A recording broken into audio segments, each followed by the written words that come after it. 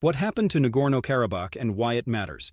Article by David Khachatryan, published on September 24, 2024, on EVN Report. Since writing for EVN Report, Nagorno-Karabakh, Artsakh, has become a central focus.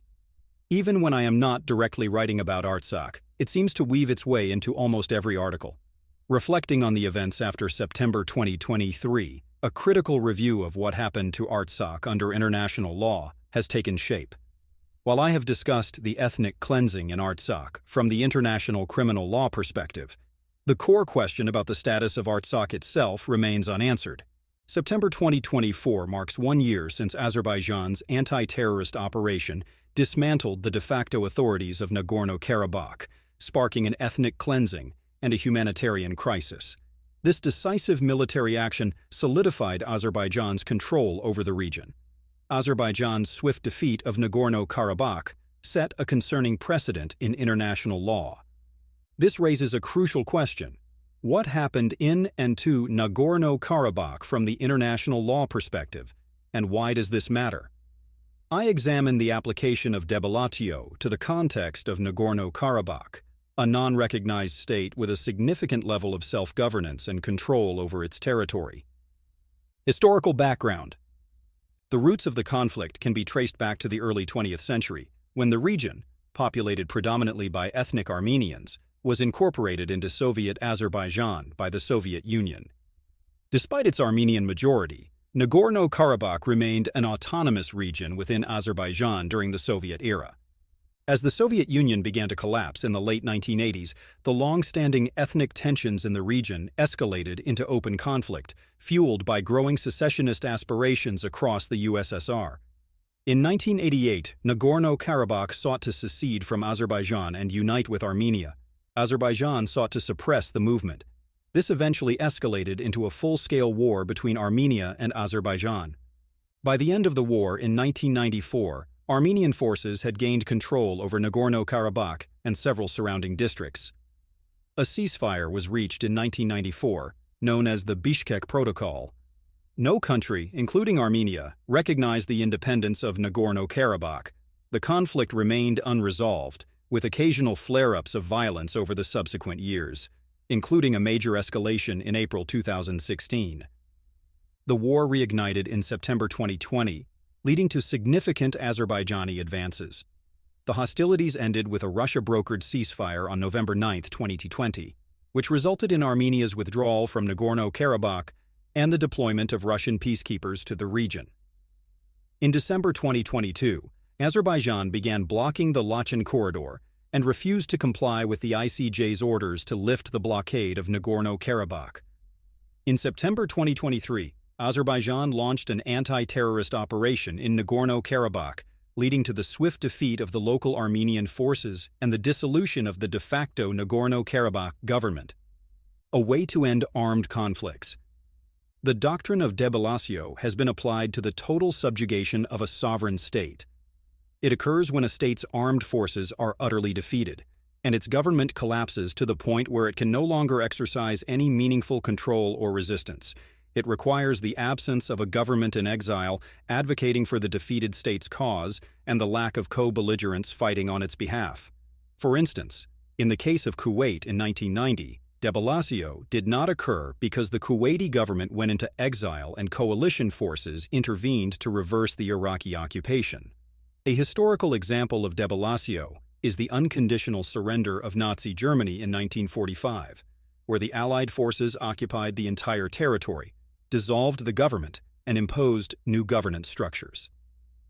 However, the concept of debillatio has been applied in the context of non-international armed conflicts as well. Under this view, the complete military defeat or demobilization of a non-state actor or any other form of dissolution ends the non-international armed conflict.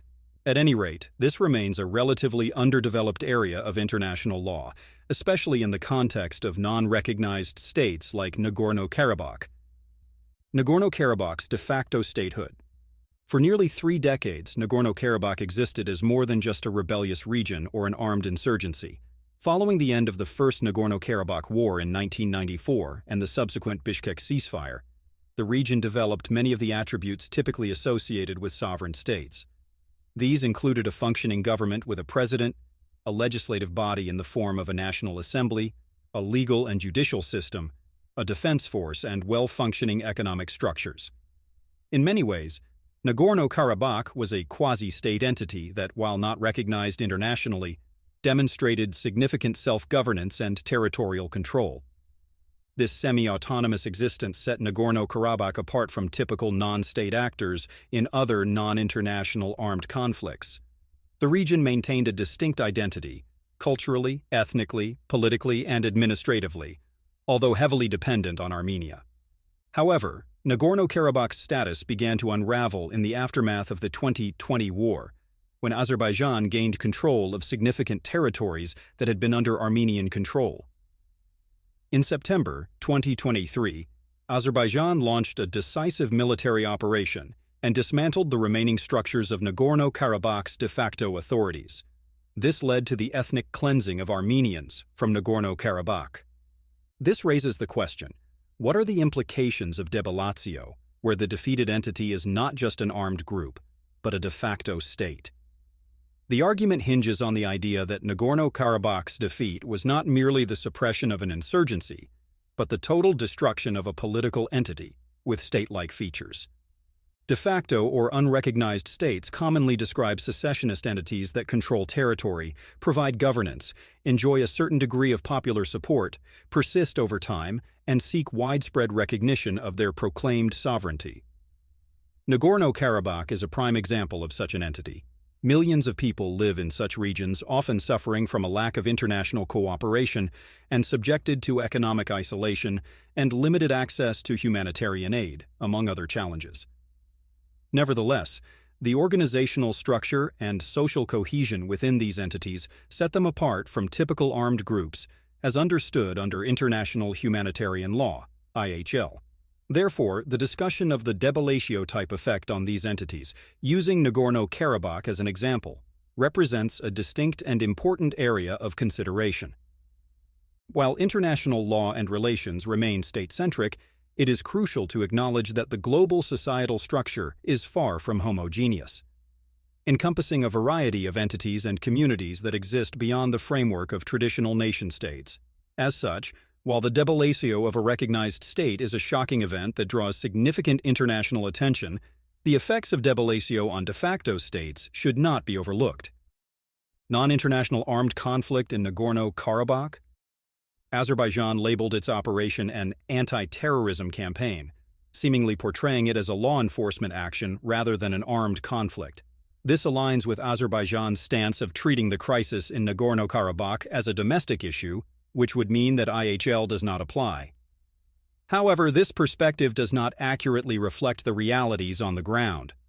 This raises the question of whether the anti-terrorist operation should be viewed as part of the international armed conflict between Armenia and Azerbaijan, or whether it should be considered a non-international armed conflict between Azerbaijan and the Defense Army of Nagorno-Karabakh.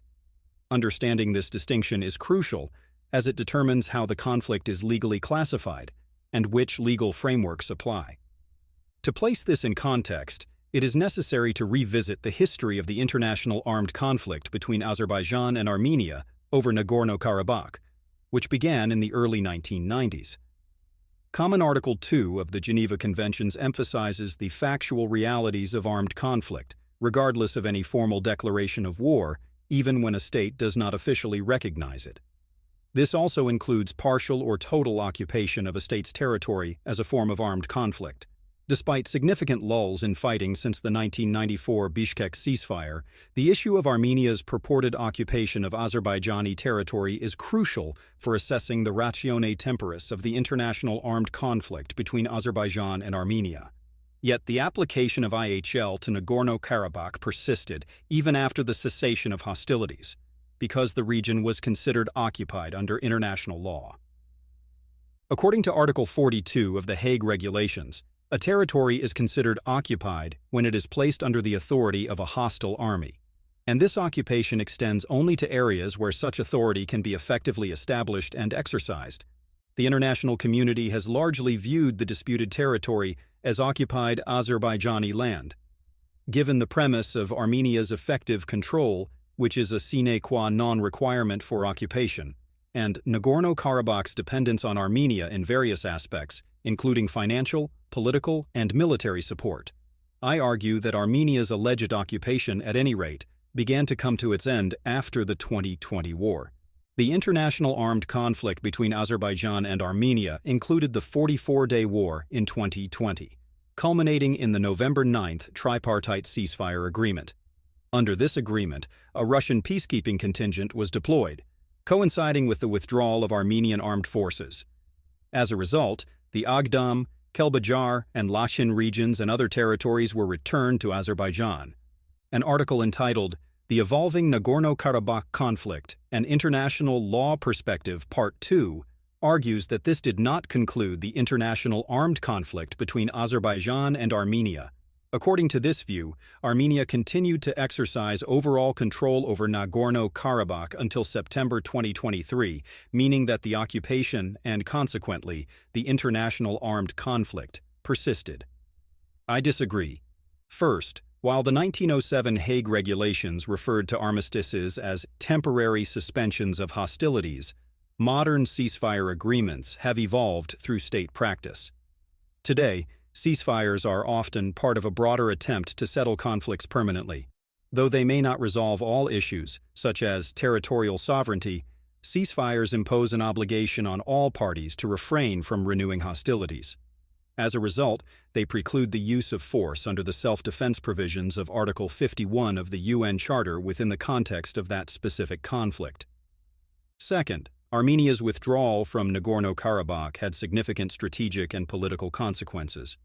Its battlefield defeat, coupled with the recognition of Azerbaijan's territorial integrity, including Nagorno-Karabakh, despite opposition from the region's authorities, marked a decisive change in Armenia's control over the region.